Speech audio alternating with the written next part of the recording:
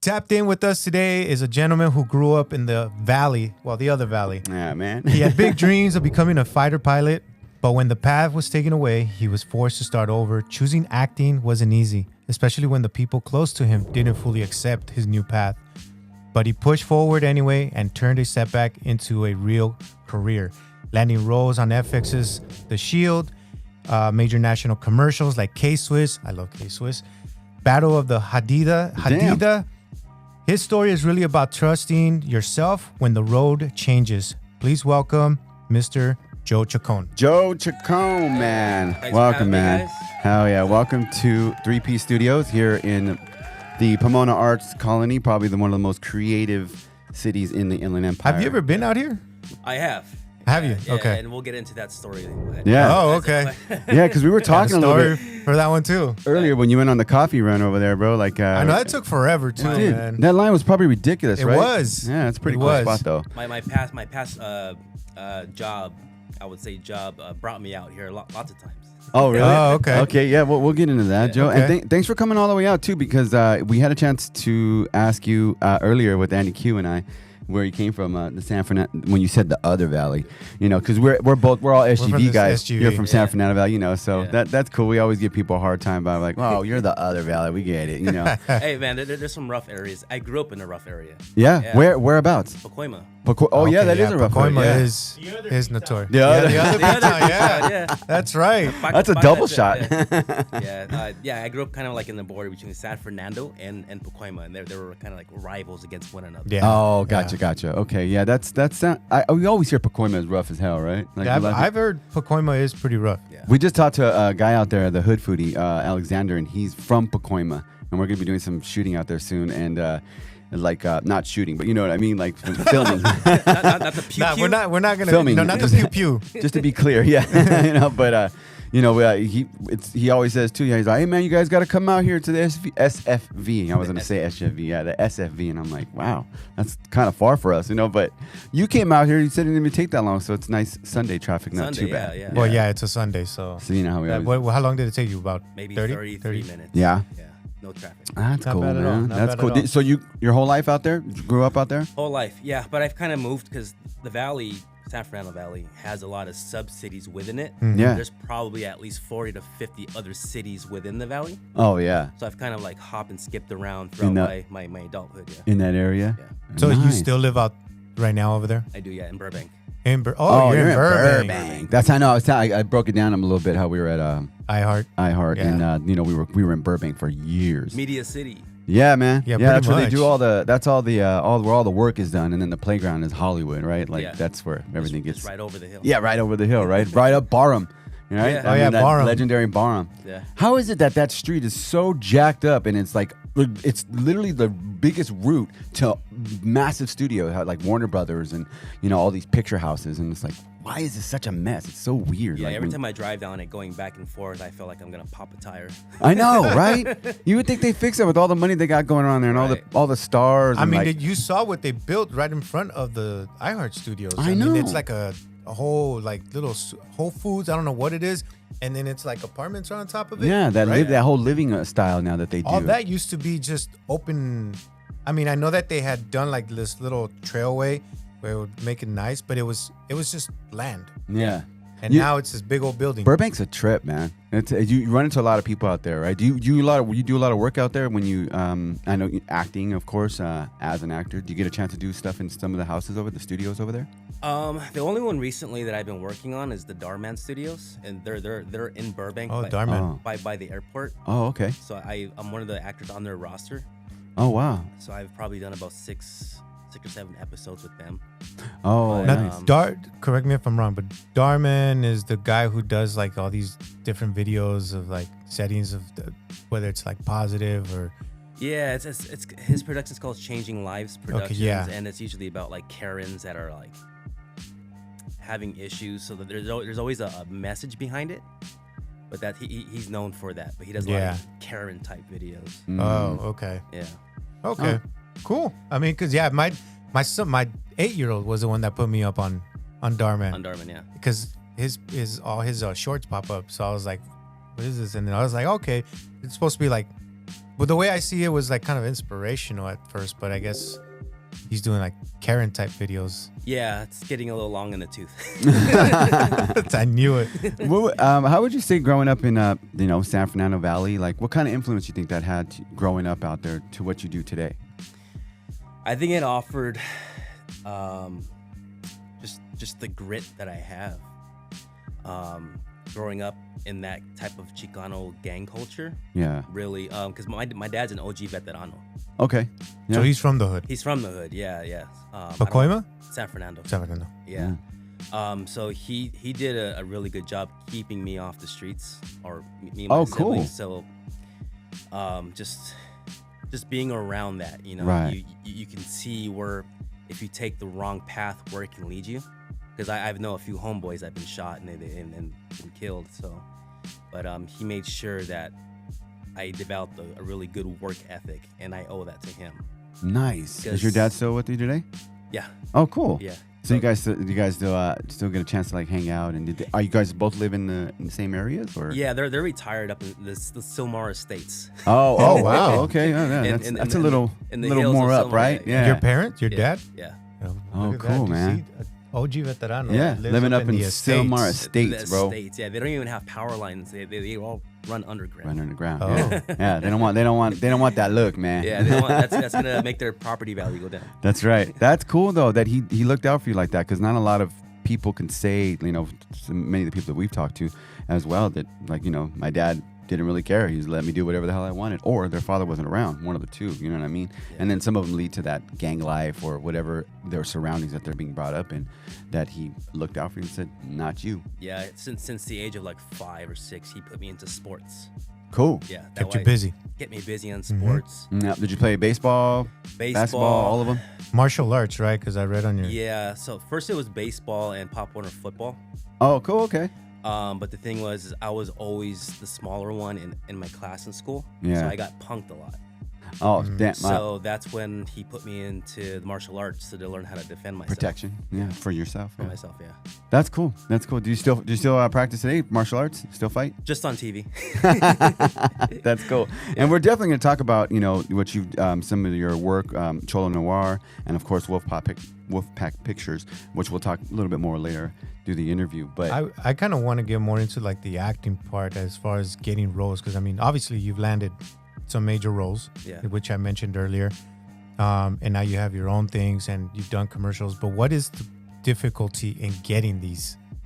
Like, that's something I want to know. Like, how difficult is it to be able to go after a spot and actually be able to land it? And then as well as, the fact that there is some bias, I'm sure, some stereotype, especially when we're brown. Yeah, you're brown head, you're bald. And you're bald. And you're bald. Yeah. Yeah. I'm going bald, so I'm with you guys. That automatically already pigeonholes you into a type. It's hard to break out of that. Do you find it difficult that some of the some of the casting directors or whichever that they overlook, say Chicanos or whatever, when they're trying to put roles, whether it whatever role you're trying to go for? Do you find it difficult going to those? It's difficult in general across many different avenues, but like I said, like you get typecast based off your looks when you're first starting off, because you're an unknown. For sure. Yeah, like Michael Pena and Jacob Vargas, all they were playing was cholos. Yeah. Up until, so you're dealing with that until you have enough credits to break out of that, and then that's when casting starts seeing you like, oh, he can do other things. No doubt. But it can take 10 to 15 years to break out of that. Yeah, because you're right. Michael Pena is a great example, because he did a ton of like gangster cholo roles or whatever. That stereotypical, Chicano role. One of his first roles was Gone in 60 Seconds with Nicolas Cage. He was the cholo and the lowrider that saw them looking for the keys when waiting for the dog to take a shit. Yeah, that was Michael Pena. Yeah, that's right. And then Friday, I mean that whole role was him being the cholo across the street, right? Like that was Jacob Vargas. Oh, I'm sorry. Jacob Vargas. Vargas. Yeah. That's right. But it's tough because, for one, there's not a whole lot of opportunities for Latinos in general. Yeah. But then for someone who looks like me, to where you can be rugged and almost like gangbangerish, but then when casting sees me, they're like, "Oh, you're too clean looking." Clean. Because, They really told you that in casting. I've been told I'm too pretty or too good looking to play these roles. Yeah, that's awesome. But because I can't get a break here. Damn it. Because you have actual guys who are reformed gangbangers. Yeah. That are in acting, and I used to be with Suspect Entertainment, run by Manny Jimenez.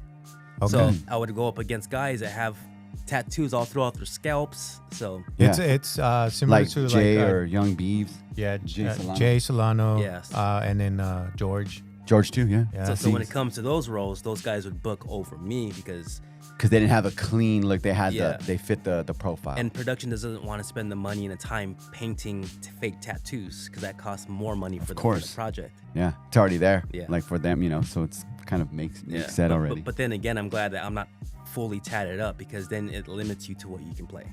Right, because Right. we were looking at some of your stuff, and I saw that you do a lot of your own acting and writing, and like a lot of the credits prior to, I was looking at your YouTube channel. It's just your name, and is all that work just you? Like, I mean, do you have anybody assisting you at all? Like, I mean, I know you've. I saw earlier we were looking. You had Sonia on one of your episodes, but is that just you on the writing end? Majority, yeah. Yeah? I'm a one-man production. I'm kind of like Robert Rodriguez when he first started off. I do all the writing. I do all the pre-production work. I direct it. I set up the composition of the framing of the shots, and then I'll have either my brother or my sister-in-law, his wife, work the camera how I want them to move it. Nice. To help bring the story to life. Because you don't always want to just have a static shot. It makes the scene uninteresting and just boring. So you want some movement. So periodically I'll outreach for help. Right. But primarily it's me behind everything. That's a lot of work, man. Yeah. I mean, For one person, yeah. no doubt. Like, But that's dedication too. yeah, and when you started doing these types of things, what age would you say? Like maybe as a teenager, did you something that you knew that you wanted to do? Because everybody has an inspirational or a point where it's like, that's what I'm gonna do. To get into the film industry. Like overall, just your directing, acting, media type stuff. Like, so I think my curiosity started off when I was a kid, because this was back when HBO was on cable. Yeah. And they had the behind the scenes of special. Oh yeah, those are cool. Yeah, I remember that. I'd be so intrigued about the whole process of filmmaking, so I'd just be watching it every single weekend when they premiere a new one. So I've always had that spark or interest to do that. Even when I was in the martial arts, I would do choreographed fight scenes with my neighbor across the street. Oh, damn. Yeah. Yeah, that's cool. Yeah. And you guys You were would film it? Yeah. No. We did it, but we forgot the camera, man. Yeah, my family didn't have money for a camera back then. Yeah, no, well, yeah, that's I feel you true. on that. And that's, And there was no cell phones back then. Right. We're talking about like the early 90s. Yeah. oh my God, Yeah. yeah. So that what do they have at that point? What cyber shots are barely coming about, right? Or no, not even that. Like the smaller cameras, like the Canons and stuff. They weren't. I just remember like my Theo carrying the big old. the little, I I think that's what was in back then. The little. I don't think they were VHS. No, No. yet. They were smaller, it was right? the big old one. Yeah. Oh yeah. So that was the VHS ones then. Oh yeah, no, yeah. And then the only one in my family that would always capture everything was my Theo with this big old camera. That's crazy, dude. I mean, I know finding inspiration for work and art and stuff like that you do, what do you do for yourself to like get that, to say, I'm going to go out, I'm going to write, for instance, Cholo Noir, right? I mean, it takes time, right, to put these types of productions together. Yeah. How do you get that inspiration and, to do something like that? So Cholo Noir was a very unique process. It started off as just a random sketch. This was about 2.5 years ago when everyone was doing like Cholo content. You had Super Ego doing Cholo Adventures. Now he's doing the Cholo House Husband skits. But a lot of them are doing stuff that was basically looked like it was shot on a cell phone. Oh, yeah. And that's where I like to separate myself from them, is I like to shoot cinematically. Yeah. So it looks like it has production value. Yeah. So I just did this random Cholo skit. I'm like, let me do something different. I've always been a fan of film noir. So I don't even know what that means, honestly. Film noir is that black and white 1920s Oh, okay. type. Got it. Yeah. It's kind of like Renee's style of, I don't know if you know Rene the Poet King, he's a photographer in LA, and it's kind of his style too, like it's very Black and white portrait. Yeah. But he's had some legendary shots too, like so. The black and white, was it just something that like that just appeases your eye all the time, or because I did see some of your work too? Yeah, like so that. it started off with monochrome. That was written by my buddy Benjamin Vargas, and It's about a character who can only see in monochrome, black and white. But he's gifted these glasses where he puts them on, then he can see in color. So that's when I started messing around with black and white filmmaking or color grading, because we don't shoot on film anymore. Yeah. It started with that. And I'm like, this would be very interesting and unique because no one else is doing anything in a style. So that's why I created Cholo Noir. And it took about 5 episodes. I was just throwing shit to the wall, see what sticks. Am I allowed to say that on this? Yeah, man. Okay, Yeah, go for it. Do it. Yeah. Yeah, I was just throwing shit in the wall and see what sticks. And, and within those 5 episodes, people are like, dude, you got something like unique and special here. Nice. So keep going with it. I'm like, okay. In those 5 episodes, there really wasn't any a roadmap how the story would continue. It wasn't until episode 6 where it clicked. I'm like, okay, I can go this route. And I didn't want to do the play because it's called Cholo Noir. Yeah. And just because the word Cholo's in it, it doesn't reference him being a gangbanger doing bad stuff. Yeah. He's a homie from the hood, but he's dealing with a lot of brujeria because his mom used to be a bruja. Okay. But he was also catfished by a girl named Eileen who also does brujeria on him. So it focuses more on the supernatural world. Oh, gotcha. Which makes it more fun. And how it affects his life. Yeah, and how it affects just day his to life. day, yeah. Yeah, and throughout his evolution, he conjures the power of La Bruja through his family to have magical powers, supernatural powers through his chanclas. Yeah. As we saw, we're gonna watch a clip coming up here in a little bit. But I did see some of it, so we were doing it before you came in. And, okay. It's pretty funny. We'll do that here in a bit. And after episode 6, it just took a world of its own. It just became this monster I created. That you just kept you going. Yeah. Because you were able to write more content for Cholo Noir. Yeah, because now I'm focusing on supernatural entities that he has to fight. And being a Latino, there's plenty of boogeymen that we can work off of. In regards to like some of the stuff that you've the projects that you were able to land, was The Shield by far the biggest show or project you landed, or was there others? There's been others. As far as like network TV goes, I booked Bookie, which is on HBO Max, I believe, with Sebastian Maniscalco, the comedian. Oh, that's cool. Yeah. So I booked a co-starring role on that about 1.5 years ago. Okay. Then right after that, I booked Black Warrant with Tom Berenger. Is that his name? He was super huge, and he was in Platoon. Okay. He was super huge in the 90s, and that's on Amazon Prime. And I booked one of the co-star roles, and I have the first 5-7 minutes of the opening of the movie. Oh wow! So that's some pretty good credit. Do you still get residuals? No. Oh man. No. You're like, nah, damn it. That one didn't work out for that part though. But there's some you still get on other roles. You did like in The Shield, right? Yeah, I still get residuals for that, but that was like back in 2005. So like the residuals are like probably less than what it's worth to mail it out. Oh, now it's like 35 cents. Oh yeah, shoot. See, so those stories are still true, man. I hear about that. Like we have a friend who was on Beethoven 2, and he was a news reporter in the background. Chris Little. Oh, yeah, really? And he was a news reporter in the background. I didn't even know that. And he brought in a check one time to work in the newsroom. He goes, "You guys want to see my big royalty check?" And we were like, "Oh wow, he was, yeah, let's see it." 60 cents, dude. Yeah. That's wild. I would have never known that. But that's what they say. Like, like there's little, as you do work, like there's going to be little pockets of money that keep coming in because you're building your credits, and that happens, right? Like, it's just like the struggling actor thing is real. Like, of course it's real. Yeah, I'm still struggling. I've been in this game for 2 decades now. Yeah, that doesn't stop, right? It doesn't stop. You feel like you're always like back to the drawing board, right? Most people don't have their breakthrough till about 25 years after. Wow. Yeah. That's crazy. A lot of the celebrities and A-list actors you see now is because they started when they were kids. I started at 19, so I had a late start in this game. Late start. That's crazy. You say that because I watched what series was it? Was it Charlie Sheen? Not a series, but I watched that recent one on Netflix with Charlie Sheen and how he grew up with like Sean Penn and like Sean Penn, George Clooney, and then they all had 8mm cameras and they were just following each other around. That's why when he said, "I didn't get to record what I was doing," I was like, it took me back to that Charlie Sheen documentary because they were, they captured. They were able to capture all but that. Of course, their dad was Martin Sheen. Martin Sheen. Yeah. So there's nepotism there. Yeah. Which I got into this industry not knowing anyone. I love that. I love stories like that because when we got into broadcast radio, we knew nobody. Yeah. We knew each other, but we knew each other because we met there, and we had no inside, so we didn't know what the hell we were doing. We just knew that we want to do this, and now we know a lot of people that still do it. But yeah, you had no one there to.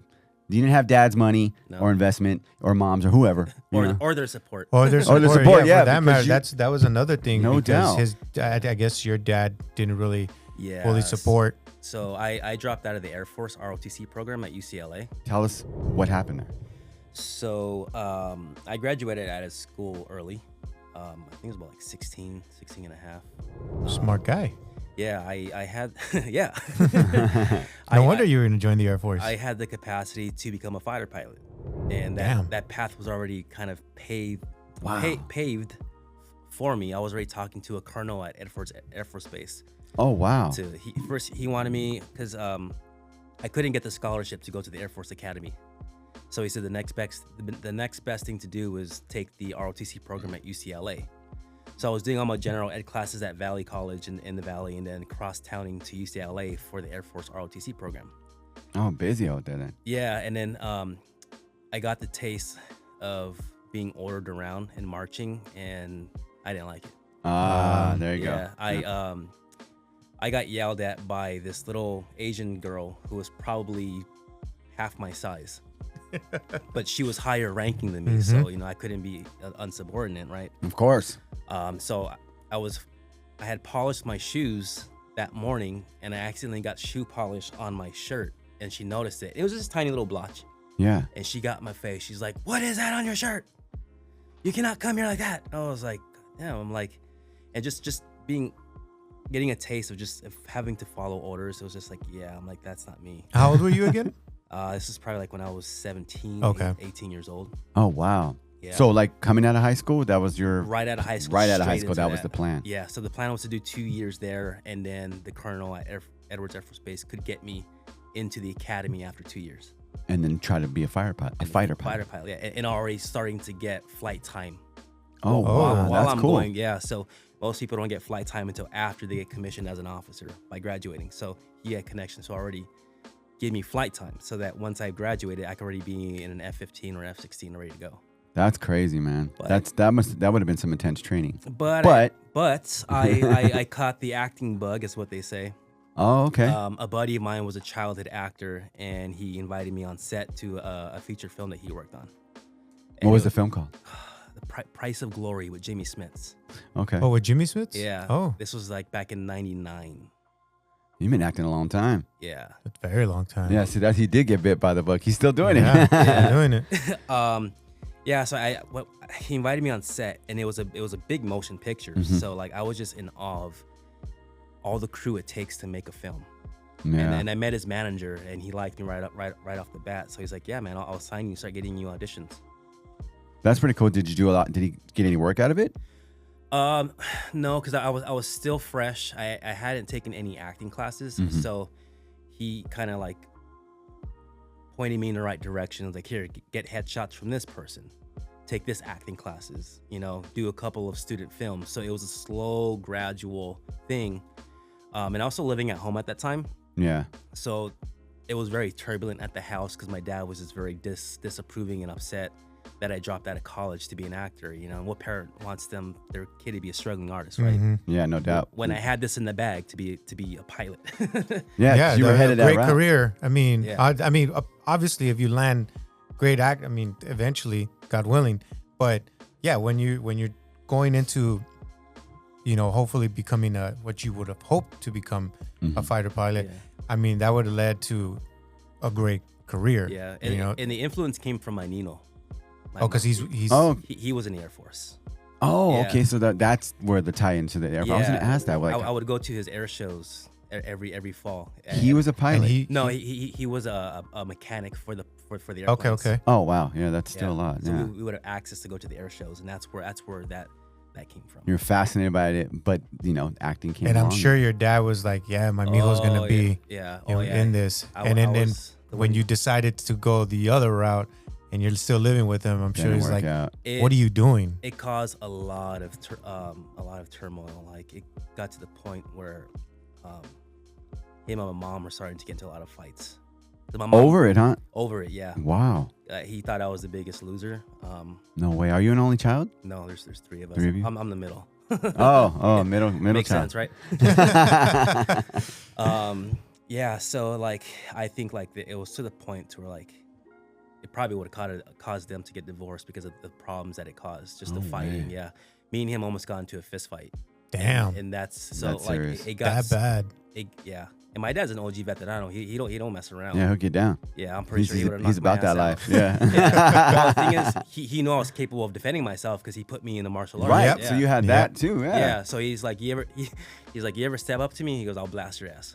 Damn. Yeah, we ain't fighting. Yeah. No, Pew, he's- pew you. Yeah. Yeah. Hey, that's But real, man. Anyway, I think he was just exaggerating. Oh yeah, I think they all. Hey, you will never know. My dad used to say You'll this never thing. know. Hey boy, I brought you in this world. I'll take you out. I'm like, what the hell? That was Yeah, like it's hella young, you sort know. of like It's that, like yeah, it's like, and he was like a old veterano too, but he was Marine Corps, you know. So I totally know what you mean. Like they're just like so strict and so like direct, you know. Like I'll kick your ass, boy. And then this is the next chapter after that. So like I left to Big Bear with a couple of my friends because I just had to get out of the house, and I left without even telling him. I just packed my bags. I'm like, I gotta get the hell out of this house and think like what the hell's gonna happen. Yeah. And I told my mom, and she was like just so worried. She's like, "Fuck, your dad's gonna be so upset when he hears this." And I was gone for the whole weekend. When I came back, he was sitting in the garage with my little brother drinking, and because he's an alcoholic. He when I walked in, he just threw me the dirtiest look.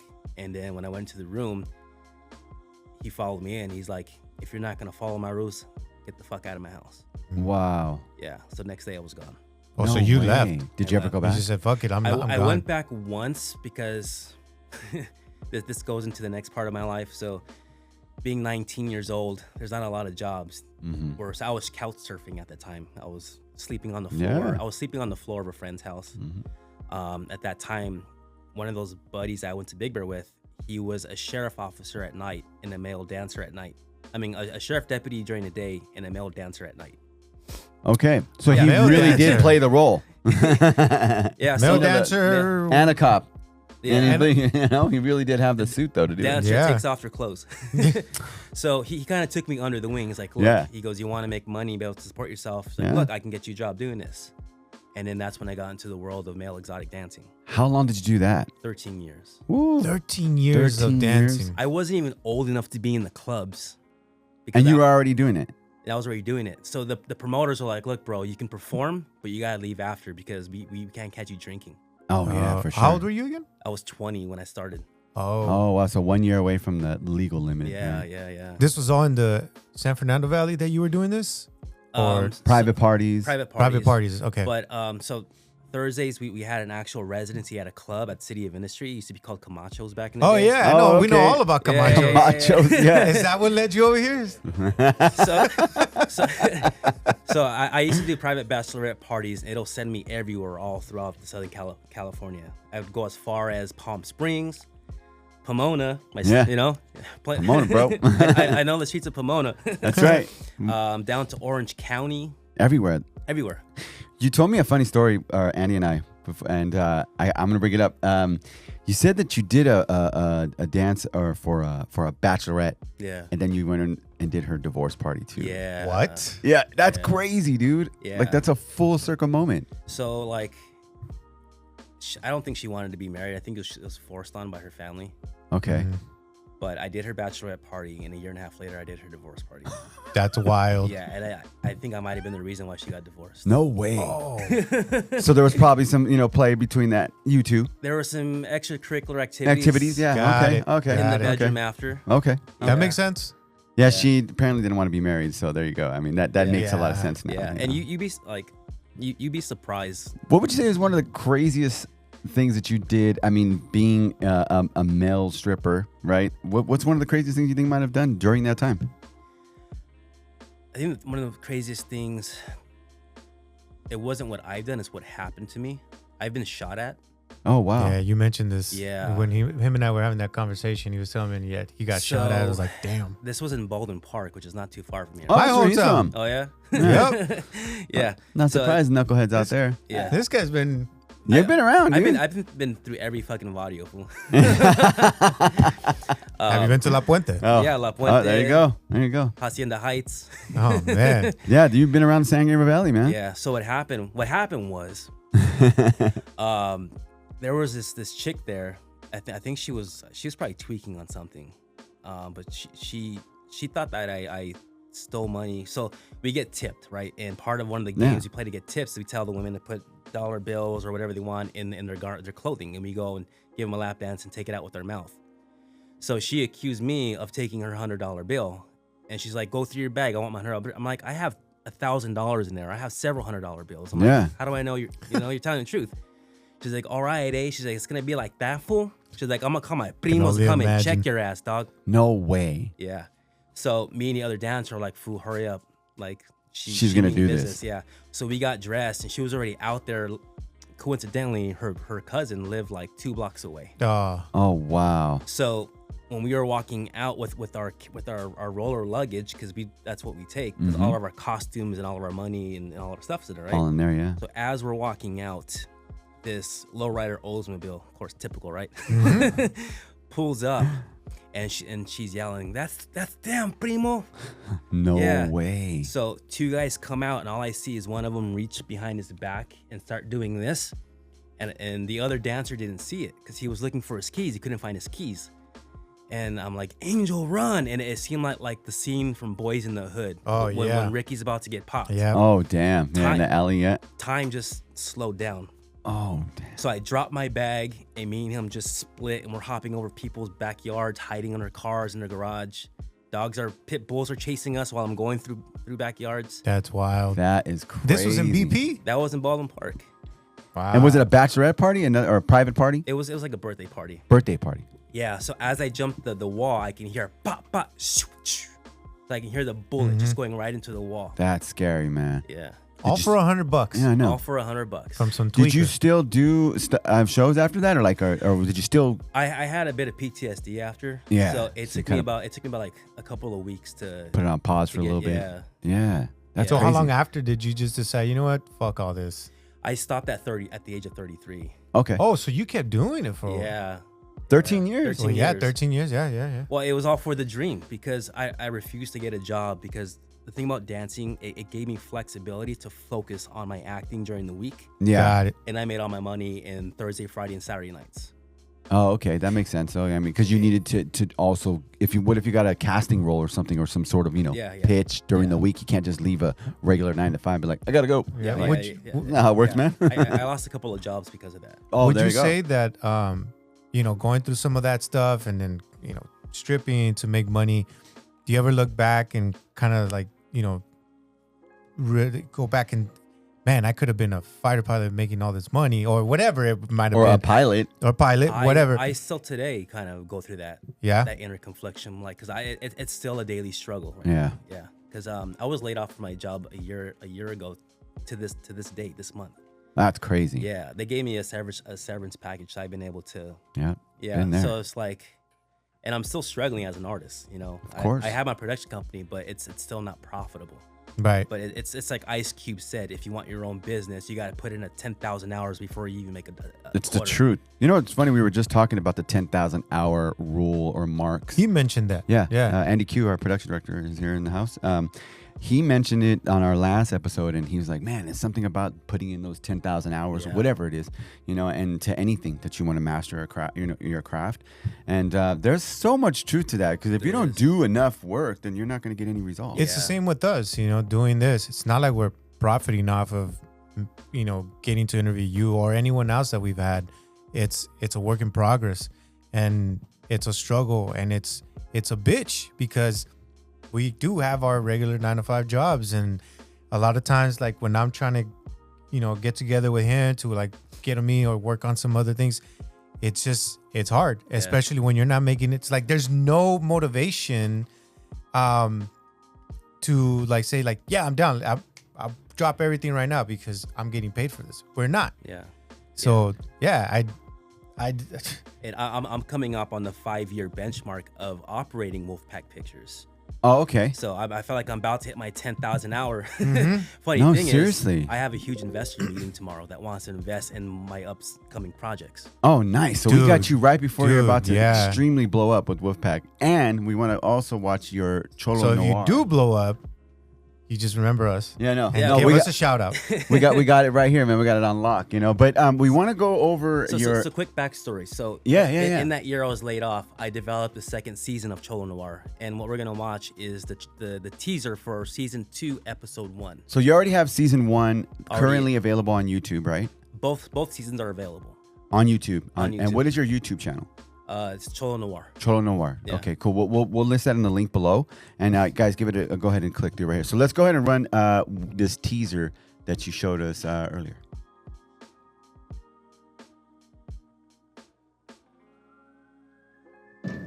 So there I was, being all introspective and shit. Thinking about that. I've always had los demonios after me. El cucuy, la llorona. You know what, I've always kind of been in the dark. Is that your brother? That's my brother right there, yeah. Oh, that's when he helped shout on that? Yeah. Give me all the money in the register. He's in everything I do. Everything. Oh, that's cool. That's cool that he supports you in this. Yeah. Chancla powers. Look at that. See, man?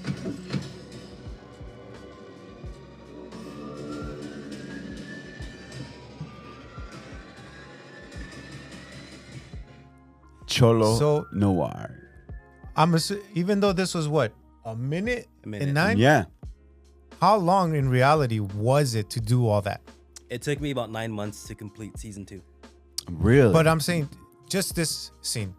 Oh, just to cut the To cut this and get all of that So- going. the way my workflow is, I already have the episode already done, the full episode. Then when it comes time to promoting it, then I'll go in and just take stuff that's already been completed, little bits here, that sell what the episode is about, and it'll take me like maybe 3 hours to cut a trailer. Oh, wow, just a I work trailer. quick. Yeah, I work Damn. quick. That's pretty good. And then looks like you have a lot of other stuff available at Cholo Noir on YouTube. Yeah. So there's also this spin-off show. Some of your other work here. 'Cause within the series, there's these voodoo dolls that the brujas use, and that's these voodoo dolls here. So that's what that represents then. Yeah, so this is its own spin-off show called Amor Toxico with so that's Beto and that's Eileen, the 2 leads in Cholo Noir. Oh, cool. Yeah. And this is another one that you should produce too, huh? Yeah. It's all this is stuff that you're putting for your And then Wolfpack Pictures? No, this lives on its own Cholo Noir channel.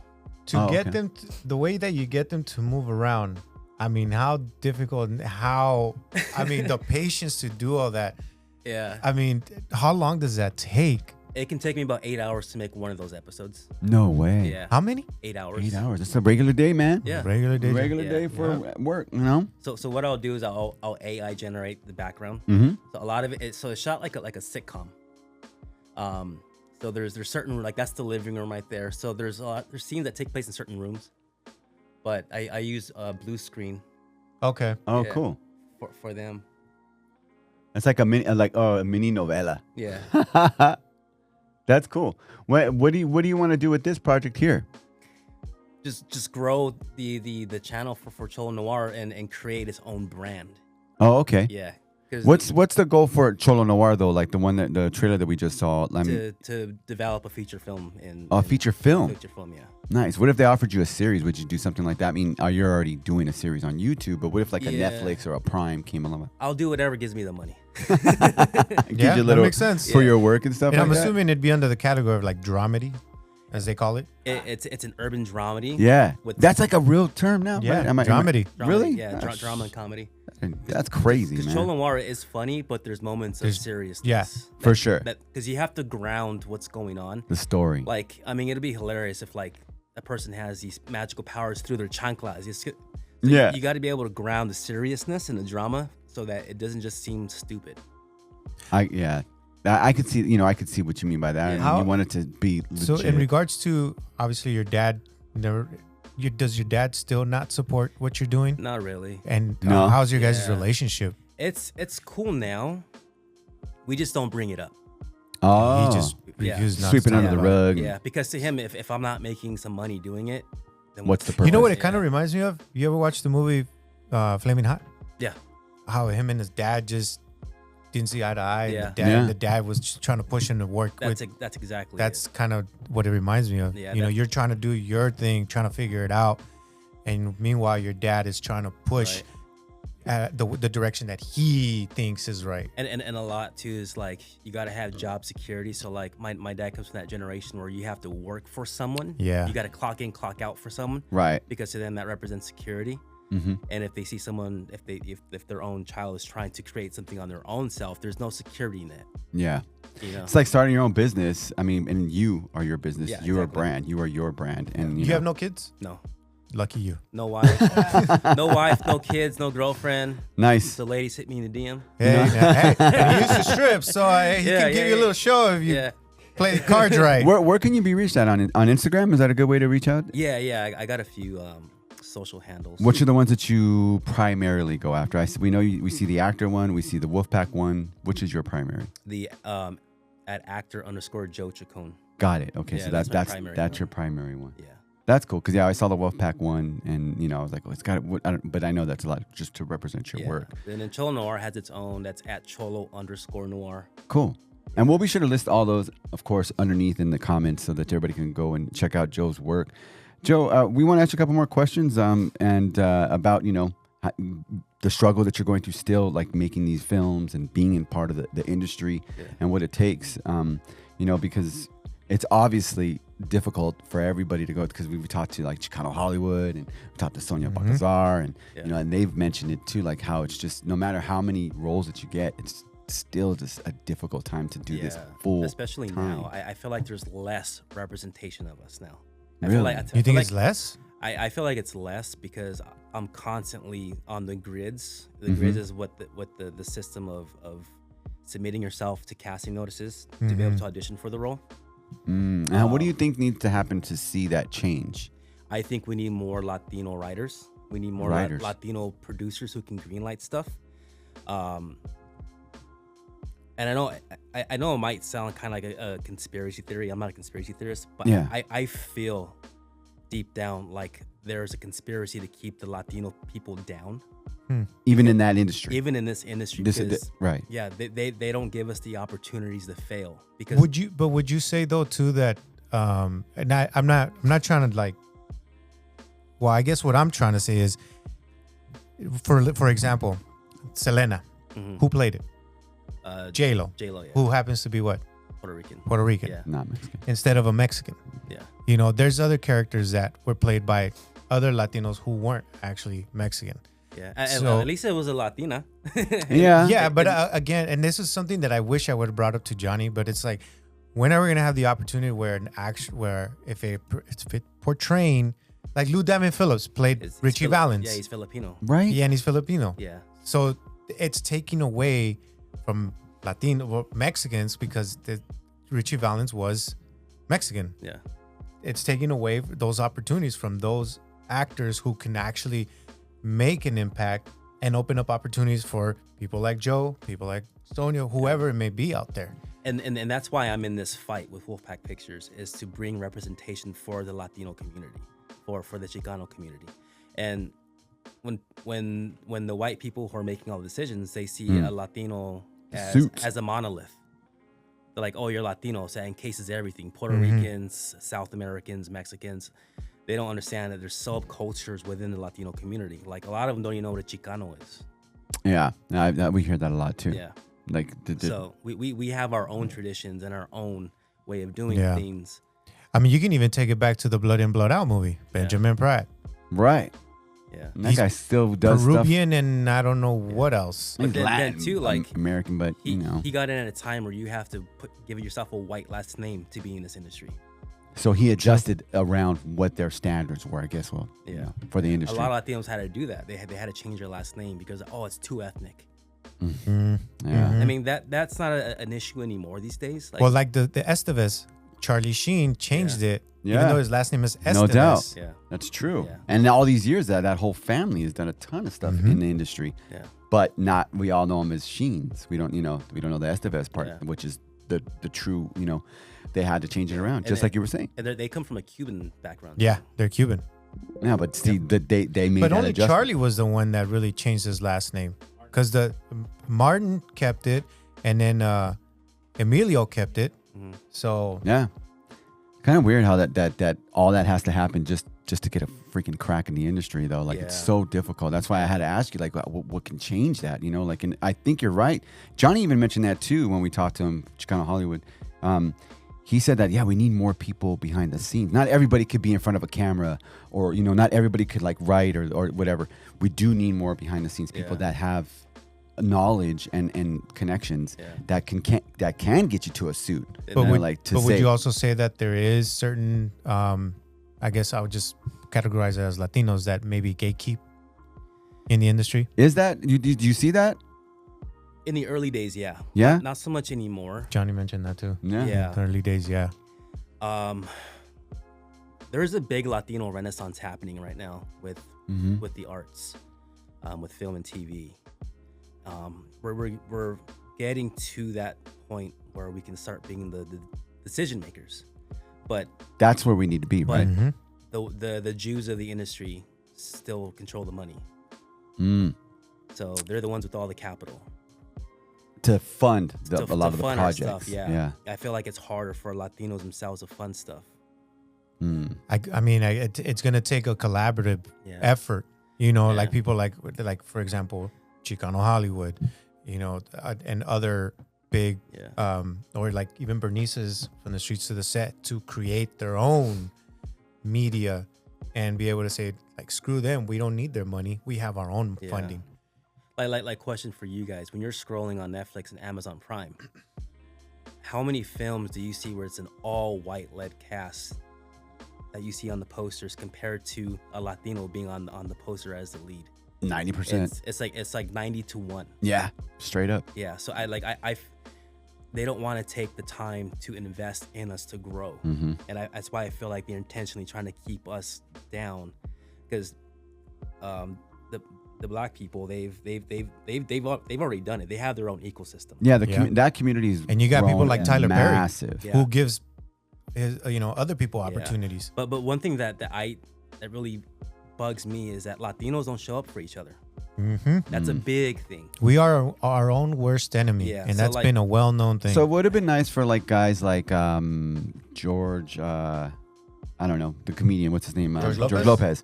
To maybe, like, I don't know, start getting some of the community involved. Maybe be an activist for that, to get people involved, because but there's a lot of mixed feelings about him.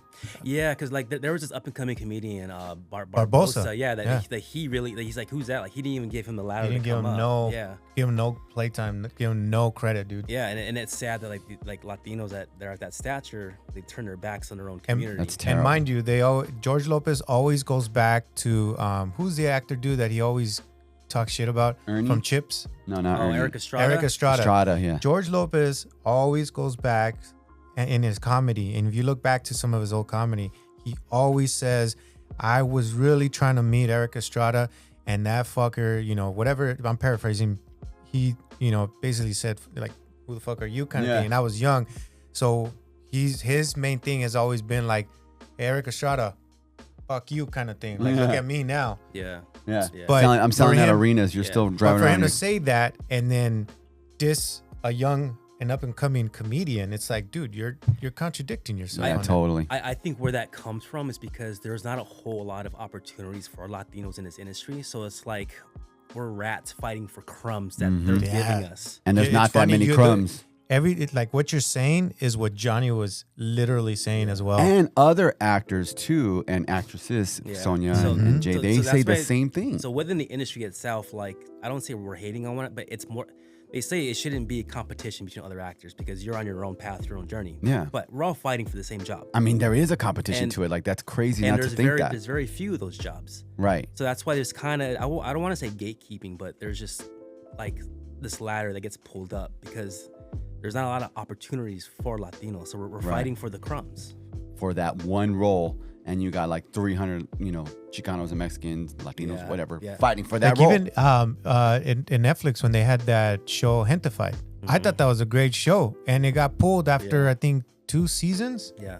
Like what the That what seems- happened? That seems to be the formula. Like they don't allow us Latinos to grow an audience like how they allow other ethnicities to grow.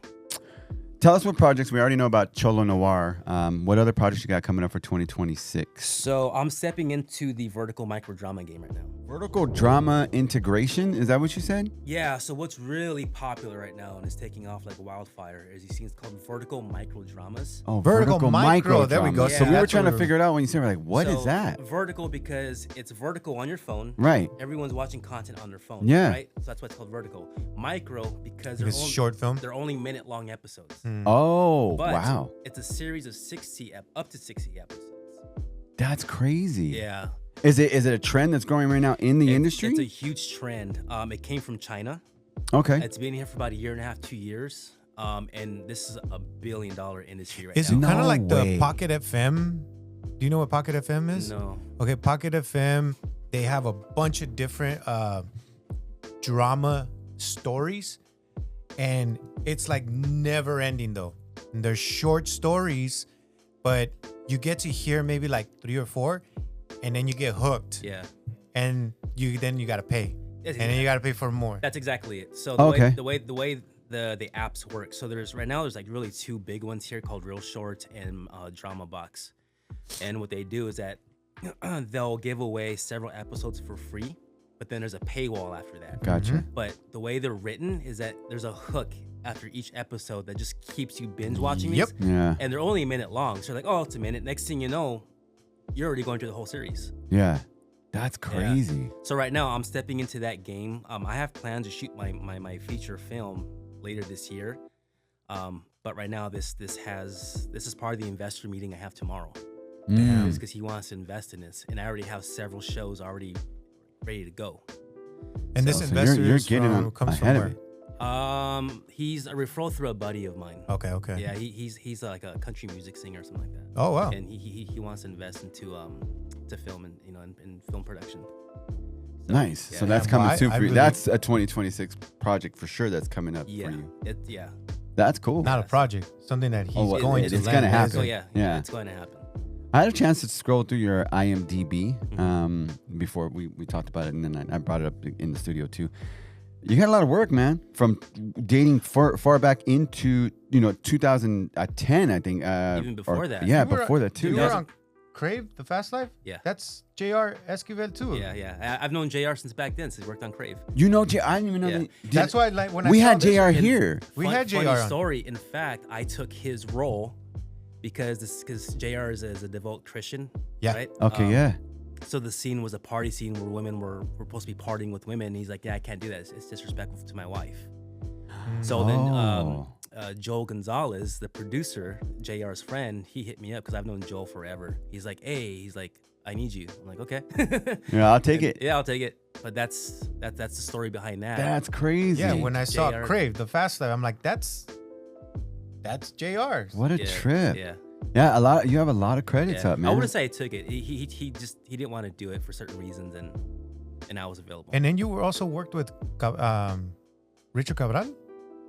yeah, man, that was so long ago. That was an independent film where he played a hitman, I think. Is it Cali? Kelly, Yeah. yeah. So it was pretty much like a feature role where he's driving down an alley and I'm walking across and just kind of like give him a dirty look. Oh, Okay. all right. Would you like a TV series role? Like, let's say, Like a series regular? yeah, like a regular, like a Law and Order type, or a SWAT, or those types of like series that are just long going and there I've forever. been on SWAT for 4 seasons. Oh wow. Yeah, it says right here. SWAT. Yeah. Yeah, but I was doing more special yeah. special ability tactical work. Oh, So okay. it wasn't a series regular with lines. That would be like the good paying roles, right? Oh Like, hell yeah! With lines? with yeah. lines and stuff. Yeah, Yeah. like for a co-star role, like if you work, the contracts are like if you work a week, I think it's like $5,000 for the week. Damn. Damn. Yeah. Oh, that's okay. That's So, not like, bad money. Yeah, so if you're like, and then that's just at the beginning, Yeah. not even the top tier cast. Those guys are making like $60,000 to $70,000 a month. Oh my gosh. And I trip out when I watch these Law and Order or whatever, right? And then how long, like from episode 1 or episode 2, and you look and like, man, they're playing this thing in 2026, 2025, right? Yeah. And this thing was recorded in 2000, and they're running that episode like every other week, like no big deal. And I can't imagine the kickback on something like that. Yeah. After 5 years, if you go 5 seasons, you're automatically in syndication for reruns. That's crazy, dude. So that's where the money is. Like every series hopes to get to the 5th season, but that's not a thing anymore. Man, so you're hoping that maybe one of your productions gets picked up, something like that, right? I mean, to any type of platform, whatever streaming platform. I have a few TV shows that I've written pilots for. So I just need the finance, which we have the meeting tomorrow. Some pitching, yeah. I have like a Latino Punisher type show. Okay. Called El Lobo. All right. Is this written by you? That's right here too. It's written by me. Yeah, we have a proof of concept Right already there, shot, Lobo. and it's co-produced with Johnny Murillo of Chicano Hollywood. Okay, Oh, cool. okay, Yeah. that's dope. Right on. So if we can get it made, it can be streaming on his Chicano Hollywood platform. Are we ever invited to any of these like projects, There like you so go. that we can There just you go. at Get in least the invite. look I see into, you. like just to see the whole thing on how the production is done? Yeah. Yeah, why See how not? the sausage I'm is not made? tripping. Yeah. Oh yeah. Yeah, I can definitely invite you guys. Yeah, man. Well, that'd be cool. And Bookie, you talked about that a little bit. I haven't seen your role in it or anything like that, but now I'm going to go and check. Yeah. Everybody's been telling me to check that out too recently. You know, like when you're It's in the funny. holidays. It's funny, bro. Yeah. And you're like, hey, what are you watching right now, man? Like, oh, I don't know this that. But I did hear Bookie come up. I haven't heard Yeah. of Bookie. No. Yeah. It's Sebastian Maniscalco, the comedian. He plays a betting bookie. Yeah. Okay. And he has to go collect money from people who are not paying up. And Charlie Sheen is in the episode that I'm in. No Oh, way. okay. That's cool. Yeah, and that's on HBO Max. HBO Max. Funny, Yeah. we just talked about Charlie Sheen, Yeah, and yeah, he, yeah. you And then never there's- once mentioned like, oh, by the way, I worked with him. Yeah. Yeah, there's the tie. I wasn't there the same day. Right. Yeah, I wish I was, but Yeah, you never know, man. yeah. You're getting close to that network, though. You know what I mean? You're Oh, getting I- close. I- You're It's just getting there, there, bro. I yeah. feel like You're, the brass screen is right there. you're in the room. You just need to find the couch to sit on. You know what I mean? Like you're in the room. Like so. I mean, good for you, man. And congrats to all all your you, successes so far. You know that you're doing, and I hope that it It progresses hasn't- to much more. It hasn't come easy. Like a lot of people fall off after 5 years. I'm 22 years in. Yeah, that's a Yeah, long time. that's Yeah, dedication, so bro. Honestly, I started at 1920. I just turned 44. Oh wow. Yeah. So, you never went into any type of like this ain't gonna fucking work for me. I'm Like any done. depression. Yeah. Like, Every just day. Every I day. Every deal day. with that every day. Like Yeah. there's times where I can't sleep because I have anxiety. I'm like, what the hell am I gonna do? Yeah. When's the next production or something that's going to pay out for me to Yeah. be doing this I work? was laid off from my full-time job back last year, January. What was the Like, full-time job? So I was an indoor flight skydiving instructor. Oh, Oh, damn. shit. So I'll teach skydivers how to skydive, but contained in the wind tunnel. Yeah. That's crazy. There's one here in Ontario. I'm gonna go out after this. Oh, really? Yeah. Wait, do You're you gonna go- ever you're gonna go skydive? skydive? I have before, yeah. Yeah, several times or Just once. just once? Yeah. Where like in Temecula or Lake Elsinore. Elsinore? Yeah. Oh, cool. Yeah, so I How was is it? Well, that's intense, right? Yeah, I felt reborn after. Really? Yeah. What a trip, man. I couldn't do that. So I was doing that, but we were forced to shut down because it was just the contract with Universal because it was on the City Walk. Oh, that's right. Oh. That's right. Yeah, they did have that one The there. iFly, yeah. And then they have the iSky here In Ontario. In Ontario, yeah. So within that year, I refused to look for work. I was just focusing on my production on Cholo Noir season 2, Yeah. and I got that done. I Nice. got that done in October. And then after October, I'm like, what's the next step? Because now my severance ran out, my unemployment ran out. So now I'm burning through funds. Do savings. Yeah, through savings. Mm-hmm.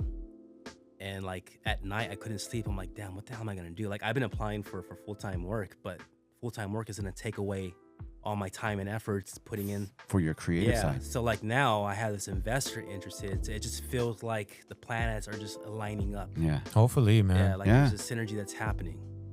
I hope that does come through, man, because as much, work that you put into things like that, and we worked on a ton of projects too, and we don't get any big kickbacks, Yeah. but to see it actually happen, like your concept, You're this close, yeah, to your and concept, it's tomorrow. It's tomorrow. Yeah. yeah. I mean, Yeah. you could land something that could just give you that one break that you just needed, and it just could take off from there. Yeah. And Hopefully, we can be your lucky charm. Yeah, you know, after they watch this episode, right? But like, hey, check this out, I mean, right? yeah, who Joe knows? Chacon Tomorrow, right here, boom, man. it's like you Cholo land. Noir, He sell it all says, out. you know what, I want to invest. And then hopefully Joe will go back. You know what? Shout out to Tapped In Media. You never know, bro. Just subscribe to Tapped In Media to Yeah, watch man. this interview. Come You know? come into the show. They will be your lucky That's charm. right. That's right. We'll talk to anybody. We don't care. No, we have. Well, some people don't want to talk to us, but it's true cool. sometimes. It's cool. Hey, Joe, we really do appreciate you coming all the way out. You know, taking your time. We realize, you know, a lot of people have a lot of. It's Sunday, and we record a lot of our stuff on Sundays. Many people know that. Tell us one of the things that an up and coming artist like yourself, you know, like all of us, I would say, could do, like as an actor, as a writer, to keep contributing to that, you know, to that build. What would you recommend? Like, say I'm just starting out. Let's just say, what would you recommend? Or best advice. Yeah. It's like someone who's new and is starting off. Yeah. So my advice, Or maybe even already going through the same Thing that last you're- years and just thinking of giving up. don't give up. That's number one. I'm by design. I don't have kids Right. because I knew that would be a much more strain and time consumption of putting in the work. Yeah. And you have to make sacrifices to take care of your family. So you might not have the ability to put The in flexibility. put in your 10,000 hours. Yeah. But starting off, just learn the craft, because you're not going to be a Leonardo DiCaprio off the start. Yeah. Take acting classes, work on student films, build up a resume. Right. Don't rely on your agent to get you the work. You got to make the work yourself. So that's what I did. That's why I started my own production company, so I can write the roles I want to play and not sit by the phone in hopes that something's going to come. I think that's a great piece of advice right there, because some people do automatically like, oh, I got an agent and a manager now. Yeah, and I they was just like, wait on them. I was like that at the beginning. Okay. I was like, hell yeah, I got an agent and a manager. Yeah. I'm like, I'm gonna book my first series regular within a year. That's their job, but I think that's a great, way to put it. Like, no, do your work. But that was my arrogance and ego going into this, which I've learned to Dial it back. dial that back. I think that's another big key factor is dial down your ego. Oh, Ego, for sure, man. Because that year passed, it never came. Another year passed, it never came. Next thing you know, I'm a decade in. I'm like, and I'm seeing other people that I'm auditioning with rise already. Fast, Like yeah. me and Jesse Garcia started off at the same time. Oh, damn. The guy okay. that's in the Hot Cheetos movie. Yeah. I see him at every audition, and we both get called back for the same stuff. And then Wow. he booked the movie called Quinceañera over me, and since then it's just like this trajectory Nonstop. goes up, and Damn. I'm still like trying to On a plateau. yeah. Well, not I would say a plateau, but But, like, I mean, just even keel right now with just what you're doing. Man, that's got to be hard. But Like, my For advice some, is, it's just come sooner than others. But Yeah. go ahead. so Sorry. my advice is learn the craft, don't give up. You got to put in the work. No one's gonna offer you your dream role. You got to create it yourself. That's true. Man, I love it. That's why you keep working out all of your productions and then started your own you started your own production company. I mean, basically, I right? do the writing, I do the producing, the directing, and the editing. And it was a big inspiration from Robert Rodriguez, how he started his with El Mariachi. So Okay. that's my dream goal is to work with him. Really? Robert Rodriguez, okay. Yeah, I'm a huge fan of his work. That's awesome. What would you say the end all would be for you? I mean, like feature film, TV series films, as an actor, as a writer, which one would be the Everything. focus? See, a lot of people ask me, like, if you had a choice to do one, which one would it be? I'm like, why limit yourself just to one? Right. You don't see Ben Stiller limiting himself to one. He does the acting, directing, That's writing, true. producing. Ben Affleck, he doesn't limit it to one. They do it all now. Yeah. Yeah. So A lot of these actors do it all now. you More have to. more Will so. Ferrell. Yeah. Yeah, some of them just step off from the camera now I and mean, just direct. The ultimate goal is to have a production company that creates opportunities for Latinos like myself, Nice. because we're highly underrepresented in this industry, and we're 25% of the market. So we show up, but we just don't show up for each other. Yeah. Like that like Truth you be were saying told. earlier, man. Yeah. Truth be told. But that's the ultimate goal. Is, I mean, to get to Tyler Perry's level would be nice, but I mean, I'm being realistic and having expectations that are, I A just little more wanna reachable. More yeah. attainable. Yeah, I just want to have something profitable to where I can take care of my family. Right. Mhm. Make sure my mom and dad don't have to worry about anything, my brothers and sisters and, That's and, cool. and their family, but Mhm. also have a company that's profitable. where you could help others because you know the struggle and you've been doing it already for this long. Yeah. I love that. A lot of people don't do that. Like that's how, going back to what we were talking about earlier, there's not enough people trying to educate, or even put, some of the community in roles and stuff like that for the industry. And that's where the gap is. And also to break the stereotype too, because like a lot of the Chicano culture, everyone thinks of Cholo culture. Yeah. And it's not necessarily that. Just that. There's a lot more to us than just being a Cholo. Like you have Chicanos that are professionals or lawyers, doctors, and engineers, architects. So I'm trying to also break the mold of that. Yeah, that's a tough one, man. Yeah.